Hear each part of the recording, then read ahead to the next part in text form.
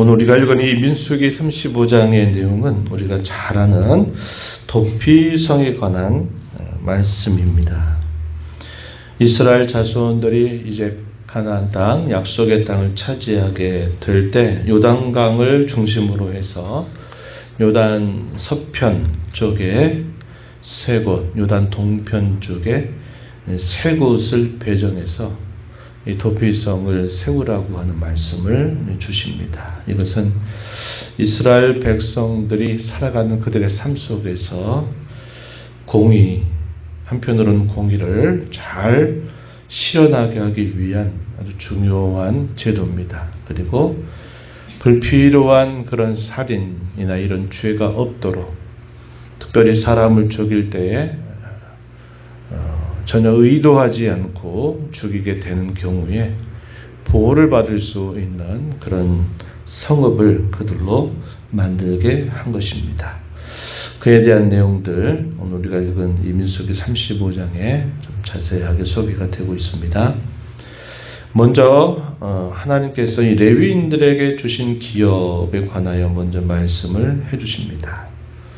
이스라엘 자손들은 이미 그들이 차지하게 된 그 땅을 12지파의 땅으로 분배할 것을 명령하셨고, 레위인들에게는 따로 그들의 기업을 주지 않았습니다. 하나님 자신이 그들에게 곧 기업이 된다 하는 말씀을 누차 그들에게 말씀하셨고, 이들이 살 수 있는 곳을 배정해 주는데 도피성이라고 하는 6곳에 그들이 거주할 수 있도록 하고, 또 기타 44곳을 정하여서 그들이 48개의 성읍에 거주할 것을 그들에게 가르쳐 주시게 됩니다. 그래서 도피성에 6곳 빼고 42곳에서 총 48곳을 그들이 거주할 수 있는 곳으로 돌려주고 계십니다.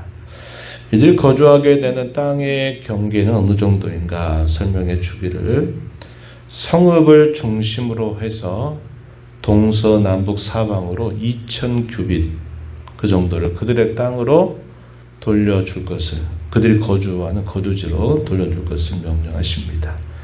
말하자면 한 동서남북 사방으로 한 1km 정도씩 되는 땅을 레위인들이 거주하게 하셨다는 겁니다.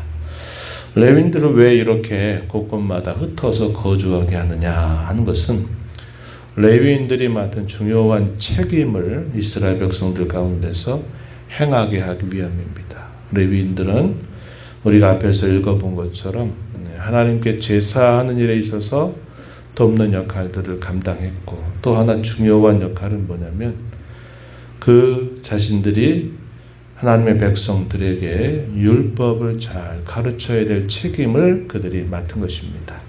레위인들이 두루 흩어지게 한 것은 어느 한쪽에 편중되지 말고 이스라엘 백성들이 사는 어느 곳이든지 그들의 신앙을 잘 돌볼 수 있게 하기 위해서 곳곳마다 이 레위인들을 흩으셨다 하는 것입니다. 물론 예루살렘의 중앙 성소가 세워지게 될 때 거기에는 또 그곳에서 섬기는 이들을 또 구별해서 있게 하기도 하는 것이죠. 그래서 그들이 거주하게 될 땅, 그것을 지정해 주시는 겁니다. 그리고 난 다음에 도피성을 정하라고 말씀을 해 주십니다. 이 도피성을 정하게 하시는 중요한 목적은 피해 복수자, 고엘이라고 말합니다. 고엘. 가끔씩 들어보는 중요한 표현이죠. 히브리어로 고엘이라고 하는데, 피해 복수자로부터 불의한 죽음을 막게 하시려고 하나님께서 이 도피성 제도를 마련해 주시는 것입니다. 공의와 자비를 세우시려고 하시는 하나님의 배려가 담겨 있는 것입니다. 피해 복수자라고 하는 말의 의미는 가까운 친족입니다. 예를 들어서 내 가족 중에 누가 죽음을 당하면 그 죽음에 대하여 원수를 갚을 수 있는 자격이 바로 자기 가까운 가족이 아니면 친족, 그래서 이 복수를 할 수 있는 자격을 가지고 있는 사람을 우리가 들 때 피해 복수자다 이렇게 말하고 있는 것입니다. 부지 중에 살인한 자가 도피하게 하기 위한 목적이었다는 겁니다. 이스라엘 자손이든지 또 이스라엘 자손들이 거주하는 타국인이든지 거류민 할 것 없이 모든 사람에게 동일하게 적용이 되는 그런 곳이었습니다. 부지 중에 살인한 자 무슨 말입니까? 의도하지 않고 자신도 전혀 생각이 없었는데 어떻게 하다 보니까 사람이 죽었어요.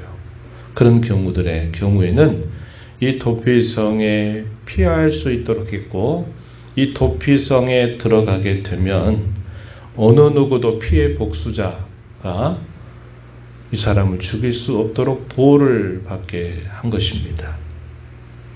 그래서 그것이 고의적이냐 고의적이지 않느냐 하는 것을 정당하게 판결을 받아서 만약에 고의적으로 사람을 죽였다 할 경우에는 이 도피성에 가도 여전히 보호를 받지 못하게 되어 있습니다. 그러나 반대로 고의적이지 않았다 하는 사실들이 분명하게 확정이 되면은 이 사람은 죽이지 못하게 했다 하는 겁니다.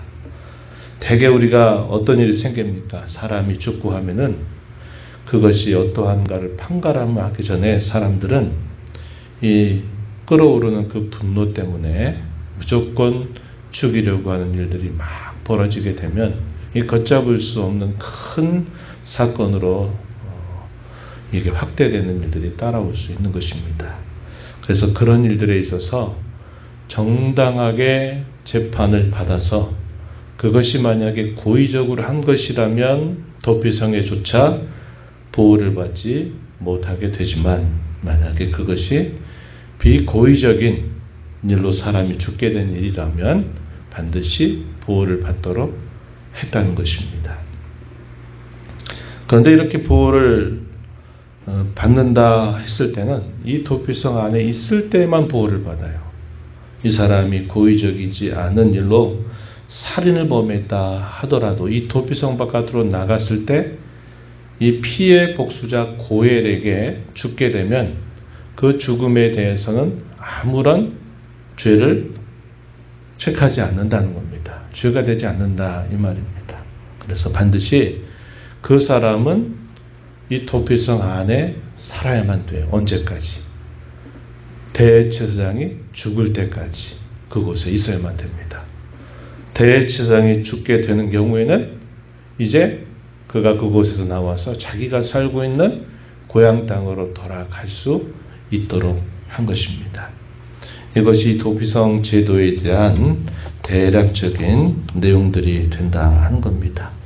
이 도피성이 자리하게 되는 이 6곳은 거리상으로는 매우 균등한 일정한 거리를 두고 이 도피성을 마련하게 하시는데 이게 여기 우리 민수기 25장에서는 잘 표현되지 않지만 다른 성경을 통해서 보면 요단 동편 쪽에는 골란과 라못과 벳셀이라고 하는 곳에 이 도피성이 세워지게 되고 요단 서편 이 가나안 땅에는 게데스와 세겜과 헤브론 이곳에 도피성이 세워지게 되는데 거리상으로는 일정합니다. 그래서 어느 곳에서든지 자기가 고의적이지 않게 어떻게 사람이 죽게 되는 경우에는 이 피해 복수자를 피해서 가장 가까운 도피성으로 도피할 수 있도록 이런 제도를 마련해 주었다 한 것입니다.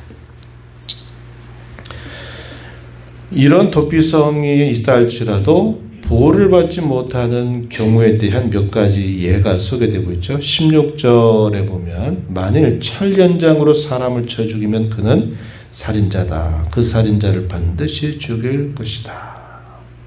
또 17절에 죽일 만한 돌을 손에 들고 사람을 쳐 죽이면 또 18절에 죽일 만한 나무 연장을 손에 들고 사람을 쳐 죽이면 이렇게 말하죠. 이런 경우에 가장 중요한 핵심은 의도적인 겁니다. 내가 저 사람을 죽여야 되겠다 생각하고 죽일 만한 어떤 도구들을 들고서 그를 죽이게 될 경우에는 도피성으로부터도 보호받지 못하게 되는 것입니다. 그러나 22절 이하에 보면 악의가 없이 우연히 사람을 밀치거나 기회를 엿보미 없이 무엇을 던지거나 보지 못하고 사람을 죽일 만한 돌을 던져서 죽였을 때는 악의도 없고 헤아려 한 것도 아니다 하는 겁니다. 이런 경우에는 도피성으로 피했을 때 보호를 받게 하는 거죠. 재판을 받았을 때 그것이 고의적이지 않다는 것이 확증이 되면 그 사람은 보호를 받도록 했다 하는 것입니다. 그리고 그가 보호를 받는다 하더라도 그는 도피성 안에 머물러야만 되고, 말씀드린 것처럼 그가 언제까지 그 도피성 안에 머물러야 되느냐, 자신이 살고 있을 때 대제사장이 죽기까지 그곳에 머물러야 한다는 겁니다. 대제사장의 죽음이 이 사람에게는 뭐가 될까요? 새로운 삶의 시작이 되는 겁니다. 이게 가르쳐주는 게 뭘까요? 영적인 이치가 있는 거죠. 우리의 참되신 대제사장, 그의 죽음을 통해서 우리가 새로운 삶을 얻게 된다. 예수 그리스도의 대속을 통해서 우리에게 주시는 그런 은혜를 구약시대 때 이런 도피성 제도를 통해서 보여주셨다 하는 사실이죠. 그리고 이런 죽이는 일에 있어서도 반드시 분명한 것이 확인될 때까지는 죽이는 일을 함부로 하지 못하게 한 것이죠. 30절에 보면 한 증인의 증거만 따라서 죽이지 말아야 된다 하는 겁니다. 적어도 두세 증인입니다. 그래서 그것이 확실한 사실이 될 때 그것이 인정이 돼서 죽을 만한 죄를 범한 사람이 죽음을 당하게 하신 것이지, 그저 한 사람의 말에 의해서 그렇게 하지 않도록 하나님이 말씀을 해주셨어요. 마지막 부분에 가면 중요한 하나의 원칙이 소개가 되는데, 33절 한번 보십시오. 너희는 너희가 거주하는 땅을 더럽히지 말라. 피는 땅을 더럽히나니 피 흘림을 받은 땅은 그 피를 흘리게 한 자의 피가 아니면 속함을 받을 수 없느니라. 거주하는 땅, 약속의 땅을 말하는 것이죠. 그 땅을 더럽히지 말라는 겁니다. 그 땅을 더럽히는 일이 뭘까요? 그 땅에서 해서는 안 될 일을 행하는 거죠. 우상을 숭배하고 하나님이 구별하신 거룩한 땅을 그들이 우상을 숭배하거나 반역하거나 죄를 범한 것은 그 땅을 더럽히는 일이 된 겁니다. 그럴 경우에는 반드시 그 땅을 더럽힌 사람의 피가 아니면 속함을 받을 수 없다. 이 말은 그 땅을 더럽힌 죄를 범한 사람이 그 죄값을 반드시 치르게 되어 있다 하는 것을 말해 주는 것입니다. 34절 보면 너희는 너희가 거주하는 땅 곧 내가 거주하는 땅을 더럽히지 말라. 나 여호와는 이스라엘 자손 중에 있음이니라. 이렇게 말했습니다. 땅을 더럽히지 말라라고 하는 이 말의 의미는 많은 것들을 담고 있는 중요한 표현이죠. 이 말은 그들이 받은 약속의 땅, 그들이 사는 그 약속의 땅을 거룩하게 하라는 겁니다. 자신들이 살아가는 모든 삶의 터전에서 땅을 더럽히지 말라는 것은 하나님께서 그들 가운데 거주하시기 때문에 하나님을 향하여 진노케 하는 어떤 죄를 범하지 말아야 될 것을 가르쳐 주는 거죠.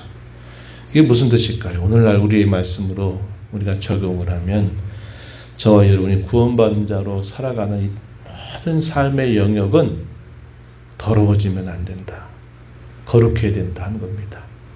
우리가 교회당에 있든지 또 우리가 살아가는 삶의 터전 어느 곳에 있든지 간에 우리를 거룩하게 구별하신 그 하나님 앞에서 우리는 죄를 범하고 하나님이 싫어하신 일들을 행하는 일을 통해서 우리가 사는 삶의 영역들을 더럽혀서는 안 된다 하는 사실을 우리가 배우게 되는 겁니다. 하나님은 그의 백성들이 머무는 땅이 의와 공평으로 서기를 기대하고 바라시지 그 땅이 죄로 물들어 가거나 우상으로 더러워지게 되는 일을 하나님 결코 기뻐하지 아니하신다 하는 것을 우리가 배우게 됩니다. 우리는 이 구약시대 이 도피성 제도를 통해서 참 영적인 도피성, 그게 어딜까요? 우리의 참 대제사장이신 예수 그리스도 아니다 하는 사실을 우리는 알게 됩니다. 그분이 우리의 곁에 계셔서 우리를 보호하시고 우리를 감싸주시기 때문에 어떠한 죄의 형벌이 우리에게 미치지 않도록 우리가 보호를 받게 된다 하는 겁니다. 죄값을 우리 스스로 갚는 그것으로부터 우리는 벗어나서 우리의 모든 죄값을 그분이 다 맡아주신 거죠. 그분이 십자가에 죽으신 그 사실로 인하여 우리의 모든 죄가 도말되고 새로운 삶을 살게 되었다 하는 것을 우리가 깨닫게 되면서 우리 하나님 앞에 감사하는 자가 되어야 되겠고, 우리의 구속자이시면서 피난처이시면서 보호자이신 예수 그리스도 그분을 우리는 더 이 제도를 통해서 알게 되는 것입니다. 또한 우리가 살아가는 모든 삶의 영역은 우리 하나님이 함께 하시는 곳이 되기 때문에 저희를 살아가는 모든 곳에서 의와 공평의 거룩한 열매를 맺어 살아가야 되겠다 하는 이러한 다짐을 가지고 또 이 하루 우리 남은 삶을 다짐하며 주님 앞에 살아가는 저와 여러분이 되기를 바랍니다. 하나님 아버지, 이 새벽 시간에도 저희들을 깨워주셔서 주 앞에 불러주시고 찬양드리며 또 주의 말씀을 읽고 들음으로 또 저희가 또 하나님께로부터 세임을 얻어서 이 하루를 살게 하심을 감사드립니다. 옛 이스라엘 백성들에게 그들이 거주하게 될 땅에 들어갔을 때 그곳에 6곳 도피성 제도를 세울 것을 말씀하시고 레위인들이 그들이 살아가는 삶의 곳곳에 함께 거하면서 또 그들과 더불어 살아가라고 하는 명령을 주십니다. 고의적으로 살인한 자는 그들이 보호를 받지 못할지라도 그들이 부지 중에 그들이 살인을 하게 될 경우에는 이 도피성을 통해서 그들의 생명이 보존되게 하시고 대제사장의 죽음이 그들에게 하나의 대속이 되어서 또 그들이 새로운 삶을 영위하는 기회를 받게 하셨습니다. 하나님께서 자기 백성들 가운데 거주하심으로 그 거주하는 땅은 죄로 인하여 더럽혀져서는 안 된다라고 말씀하셨습니다. 오늘 구원의 은혜를 받은 저희들이 살아가는 모든 삶의 영역이 죄로 인하여 더럽혀지지 않도록 거룩한 삶을 살아가는 저희들이 되도록 우리 하나님 도와주시옵소서. 은혜의 보좌 앞에 나와 아버지 은혜를 구하는 모든 심령들의 간구를 기기를 주시고 응답해 주시길 바라며 예수님 이름으로 기도하옵나이다. 아멘.